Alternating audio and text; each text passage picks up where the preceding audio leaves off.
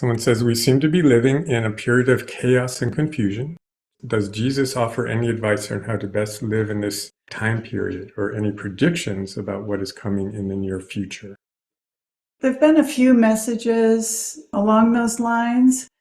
These are certainly important times, and you would say that the most important thing we can do is raise our consciousness, because the transformation that the world needs has to come about through individuals being better people and making better choices and being aligned with divine will rather than egoic choices.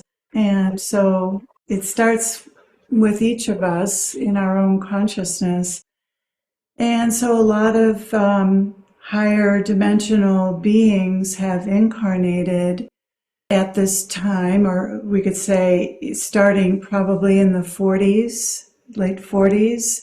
The whole baby boom sort of generation brought in a lot of beings who didn't really have to come here.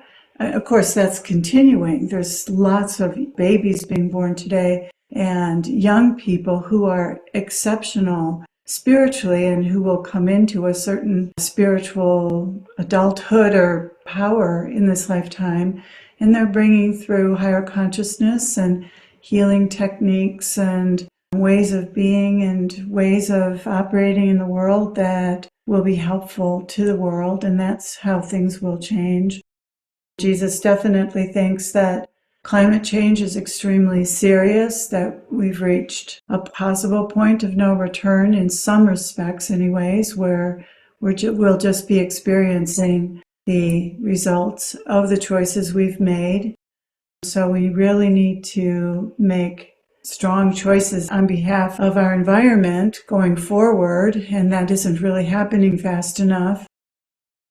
There's a lot of concern from beings on higher dimensions about how things are unfolding here on Earth, but then there's a lot of optimism too, and don't get much future prediction because the future isn't predictable. It depends on our choices in the past and now and going forward. And so we'll see how the cards fall. Really kind of getting in the weeds here, but he feels like AI has a potential for enormous good in the world if it's programmed properly with morals and ethics, which we're hoping to contribute to.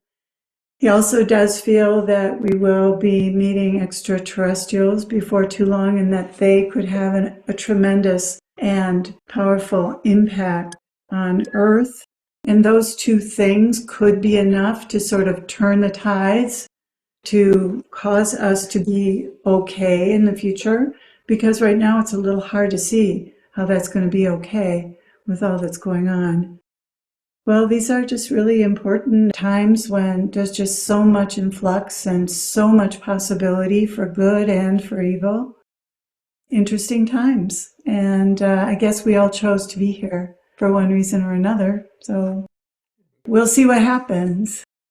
And I would just add, taking like a big step back, is that what you are is consciousness, and consciousness cannot be harmed. So no matter how it all turns out, you and everyone else, your essence, your being, is going to be fine. Could get very intense, as it can even all along in this experience of incarnating on Earth. Just seems to be a limitless number of ways to have extreme experiences. But while those experiences do affect your consciousness, they don't harm it. The difference being harm is something where there's a lasting effect that can't be reversed. Your car or your elbow can be harmed in a way where it can't be fixed, but your consciousness cannot be harmed in that way. It can only be affected by all these profoundly extreme experiences, both good and bad, but it can't be harmed. So that's always a good place to sink into when you need a little bit of a break from the challenges and the sometimes dire thoughts about the future, about what could happen or what is happening. It's best not to think about the future. There you go. That's even better. I mean, what's the point? it doesn't really help. It doesn't do anything to think about the future.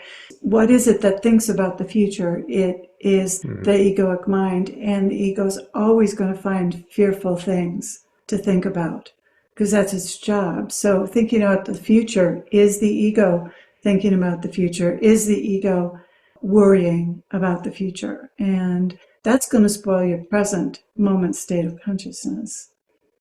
So our soul's gaining from every experience, no matter what it is. And that's why you all chose to be here, because it's really rich in experience here. Yeah, that's kind of the flip side of that your soul can't be harmed. Your soul is actually enriched by every experience. I often say my favorite definition of the soul is that the soul is the sum total of all of our experience. And with that definition, every experience, every way you experience pain, difficulty, suffering, joy, peace, love, they're all added to your soul. They all add a depth and a richness to this consciousness, this kind of individual expression of consciousness that we could call your soul, your being. And of course, your humanness is part of that soul, and all of the human experiences are adding to your soul. So, it's a, what's the opposite of a zero-sum game? It's an infinite sum game where no matter what, you just keep winning and winning and winning, adding to your being. And always, happiness is an inside job. And it's always best to be happy because happiness is a relaxed and positive state that uplifts you and everyone else around you. And most of suffering that people go through is self-generated by how they think about what they're experiencing. So we don't need to go through life and be worrying or being upset or thinking it shouldn't be this way or this is a terrible thing, and all the things the mind goes through. We don't need to think like that. We can just be here now, do what the moment calls for, enjoy that. Find your happy place and learn how to live in that happy place and make choices that create more happiness and peace around you. And that's all you have to do. It's not that hard. And I don't know if I've ever thought this before, but an attitude of acceptance and curiosity allows your experience to be very purely and quickly and fully added to your soul. When there is resistance, when there is suffering, when there is a rejection of your experience, it ultimately gets added to your soul, but it kind of like slows the process down. It interferes with the digestive process of your soul digesting that experience and integrating it into your being, into your essence. So it's not ultimately a problem, but hey, why not get as much as you can out of every experience?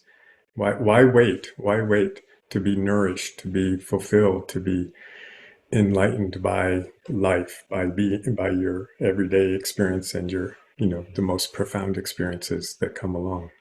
And one more thing, there are just so many forces for good, working for good and to uplift humanity and this world, than forces working against that. And so there's every reason to believe that good will prevail. Sweet.